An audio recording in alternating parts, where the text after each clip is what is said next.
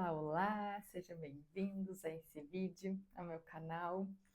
Eu sou Bárbara Vilaverde e é um prazer estar aqui compartilhando. Hoje eu queria começar falando de uma dica de livros. Se você está aí com essas metas de 2026, ler mais ou ler X livros até o final do ano, e eu tenho uma super dica para dar, que é o livro Os Quatro Compromissos. Eu sou péssima com o nome de autores, eu não me lembro o nome do autor, mas esse livro é um livro excelente. Eu super recomendo ele para quem deseja, para quem busca, né, mais autoconhecimento, desenvolvimento e queira, né, algum livro para refletir, para implementar novos hábitos, enfim, para trazer alguma mudança na sua vida. Ele é um livro bem curtinho, eu devo ter ele por aqui. Ele é um livro curtinho, então é uma leitura tranquila, fácil, não é um livro de 400 páginas que tu vai levar muito tempo para ler, não, é um livro tranquilo, dá para colocar nas metas aí, cumprir as metas com tranquilidade. E é um livro que ele traz muitas sabedorias, né? Ele fala sobre quatro compromissos, ele traz, né, quatro compromissos que a gente deveria ter ao longo da vida e que se a gente cumprir esses quatro compromissos, com certeza a gente tem uma mudança gigante, né, no nosso dia a dia, na nossa vida. E um dos compromissos que ele traz, que é o que eu gostaria de falar aqui hoje, é que a gente seja impecável com a nossa palavra. E esse é um compromisso muito forte quando a gente pensa que, por vezes, a gente não é impecável com a nossa palavra.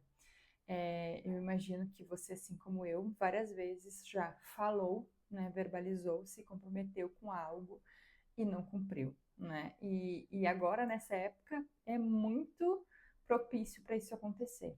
A gente falar as nossas metas, os nossos desejos, os nossos compromissos para o ano de 2026 e chegar lá em março, a gente já desistiu de todos eles e a gente não cumpre com a nossa palavra, especialmente quando ela é falada para a gente mesma. Né? Eu acho que a gente tem muito mais chance de cumprir a nossa palavra quando a gente fala para outra pessoa, quando a gente se compromete com outra pessoa, do que quando a gente se compromete com a gente mesmo. E eu não estou falando aqui daqueles casos onde a gente se dá conta lá, daqui a gente tenta realizar a meta e daqui a pouco a gente se dá conta que a gente não estabeleceu bem a meta e aquela meta não tinha nada a ver com a gente. Não estou falando desses casos. Estou falando dos casos que a gente se compromete e porque a gente negligencia, porque a gente desiste mesmo, porque a gente vai viver outras coisas, a gente não se compromete. Então ele fala muito, né, sobre a importância da gente dar a devida importância às coisas que a gente fala. Como assim? Algo tão importante que é a nossa fala, que é o nosso comprometimento, que é algo que a gente exterioriza, né, que a gente comunica, a gente não dá valor, a gente não coloca isso como importante, a gente simplesmente banaliza. A gente fala, fala, fala, como fala qualquer outra coisa, e a gente não se dá conta do que a gente fala.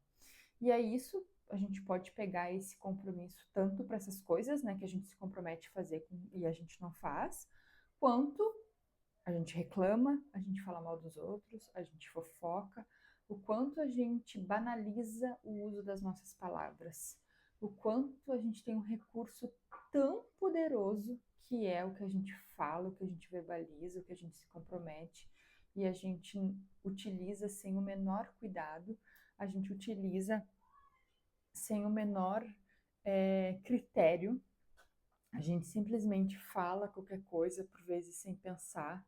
A gente entra num assunto, às vezes no meio de uma conversa, nem pensa, quando vê já está repetindo as coisas que as outras pessoas estão conversando. E por vezes não são palavras edificantes, gratificantes e coisas boas. Daqui a pouco a gente já está falando coisa ruim, já está reclamando, e a gente nem se dá conta da preciosidade que é a nossa palavra. E a nossa fala, né?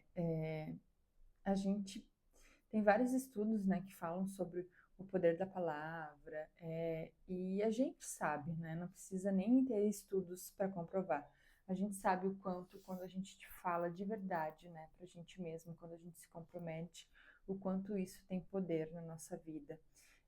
Só que a gente também, ao invés da gente cuidar o que fala, a gente sai falando qualquer coisa.